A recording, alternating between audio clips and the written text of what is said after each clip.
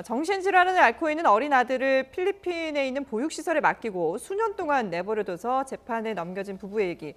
예전에 저희 시간에도 한번 다룬 적이 있었는데요. 일단 이게 어떤 사건인지 다시 한번 좀 정리를 해볼까요? 2014년 11월부터 2018년 12월까지 필리핀에 아동을 유기하고 방임했다라는 아동복지법 혐의로 이제 재판을 받고 있는 부부의 이야기입니다. 네. 직업이 한의사로 알려지고 있어서 더 이제 논란이 되기도 했었는데 그 당시에 한 선교사한테 내가 코피노의 아동을 데리고 있는 스라에 혼자 키우는 아버지다. 그런데 애엄마가 도망가서 혼자 키울 수 없으니 아이를 좀 봐달라고 하면서 맡깁니다. 네. 그런데 이미 이렇게 맡기기 전에 6개월 전에 이름을 개명을 하고요. 아이의 여권을 회수해서 집에 오지 못하게 합니다.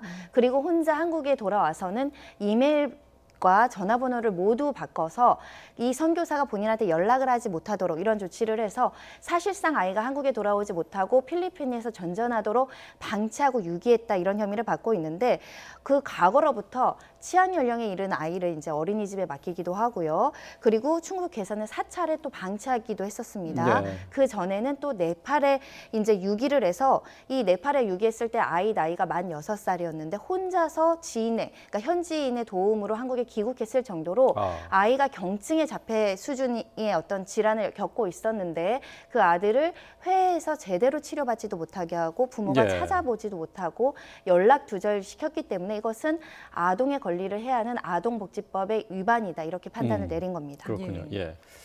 뭐 말씀을 들으신 것처럼 경제적으로 어려운 사정은 없었습니다. 아버지는 한의사였고 또 유기된 아기에게는 형까지 있었는데요. 이 아이를 코피노라고 속이고 필리핀에 방치해서 충격을 줬는데 수사했던 당시 경찰의 얘기를 잠시 들어보겠습니다. 필리핀 여성은 난 코피노다라고 아이를 그렇게 설명하고 심지어 아이의 이름까지 개명하여서 여권을 보여줬습니다. 그리고 부모의 연락처라든지 그런 거 전혀 맡기지도 않은 상황입니다. 네. 자, 2014년에 이 아이가 이제 필리핀에 버려졌었는데 그 당시까지만 해도 장애 정도가 그렇게 심하진 않았었던 것으로 알려졌는데 네. 지금은 상당히 그 심각한 수준이라고요. 이 경증의 자폐 수준에 불과했는데 현재는 상당히 심각한 정신질환을 앓고 있습니다. 심한 조현병 증상을 보이고 있고 6, 7세 수준의 정서 발달 상태를 보이고 있습니다. 거기다 한쪽 눈을 실명하기까지 했는데 네. 버려진 데 대한 정신적 충격과 낯선 환경으로 인해서 건강 상태가 굉장히 악화된 것으로 보이고요. 네. 아이를 필리핀에 맡기고 돌아와서 부모가 전화번호와 이메일을 바꿨기 때문에 그 찾는 과정도 쉽지가 않았습니다. 후임으로 부임한 선교사가 어려운 상황에서 공격적인 성향과 불안 증세를 보이는 아이를 부모에게 돌려주려고 했는데 찾아지지가 않으니까 예, 결국은 예. 청와대 국민신문고에 한국인 아빠가 아이를 버린 것 같다는 글을 올립니다. 예. 이를 보고 주 필리핀 한국 대사관이 수사를 의뢰하고 우리 경찰이 외교부와 함께 아이를 찾아 4년 만에 한국으로 데려오게 되는데 수소문 끝에 드디어 부모 A의 소재를 발견하게 된 것입니다. 예. 참 자신의 부모가 본인을 버리려고 했다는 걸 알면 그 충격이라든지 마음의 상처는 얼마나 클지 참 가늠하기도 쉽지 않은데 어떻게 봐야 될까요? 정신적 충격은 굉장히 컸다라고 보이고요. 예. 더군다나 이제 버려진 곳이 한국도 아니고 낯선 필리핀, 특히 언어 소통이 안 되는 곳에 있다 보니까 굉장히 공포스럽고 본인의 어떤 처지에 대한 두려움을 많이 느꼈을 거라고 보입니다. 네. 배신감도 상당했을 것이고 이게 또 한 차례가 아니라 과거에 여러 차례 이런 시도가 있었기 때문에 그러게요. 아이는 거의 자포자기 심정이 있지 않을까 생각이 들고요. 실제로 이 한국 대사관을 통해서 한국에 돌아오고 지금 심리치료나 여러 가지 네. 보육기관에서 지금 거주하고 있는데 아이 스스로 부모님한테 돌려주지 말아라. 아버지한테 가면 또다시 다른 곳으로 보낼 것이다 라고 이야기할 정도로 아이는 굉장히 심적으로 상처를 많이 받았고 예. 부모 관계는 완전히 절연되어 있다라고 보셔야 될 것 같습니다. 아, 그렇군요. 예. 자, 근데 어쨌든 지금 이 부모들이 지금 경찰에서 조사를 받는 과정에서 했던 변명들이 또 문제가 되고 있어요. 그렇습니다.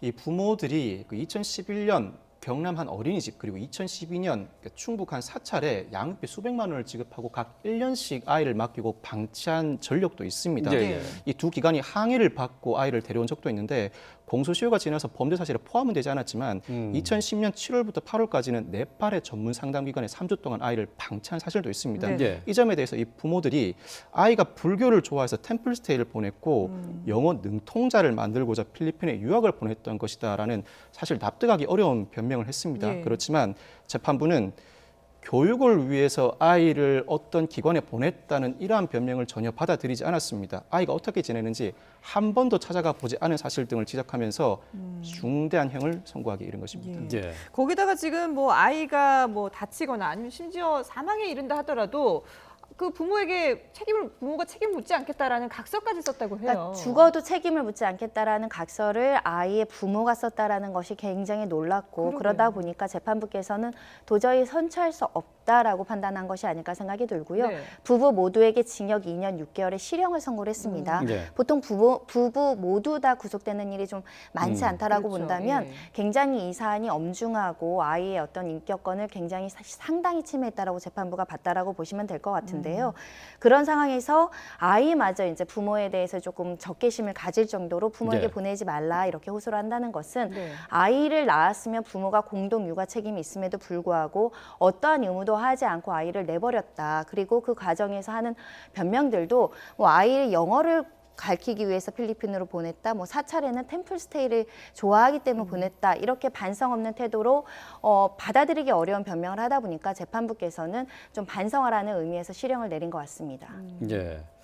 지금 어쨌든 학대를 당했던 이 아이는 지금 치료를 받고 있습니다만은 지금 뭐 두 분께서 말씀하셨다시피 이 아이는 부모와 다시 살기는 원하지는 않고 있어요. 네. 자, 이 아이에게 이제 어떤 치료, 어떤 대책이 필요할까요?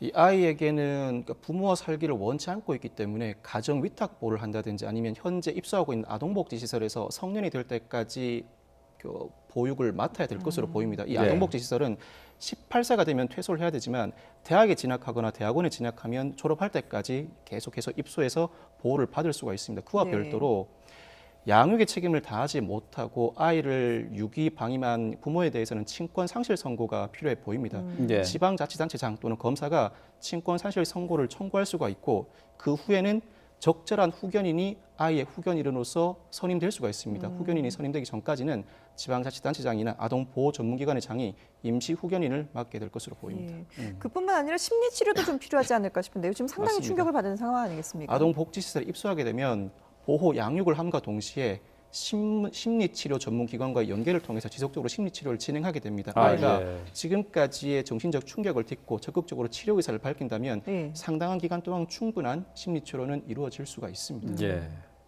자, 장애 아동에 대해서는 부모가 더 많은 관심과 사랑이 필요했을 것 같은데요. 참 인면수심의 부모를 본 것 같습니다. 예. 자, 지금까지 손정혜 변호사 그리고 박성배 변호사와 함께했습니다. 두 분 말씀 잘 들었습니다.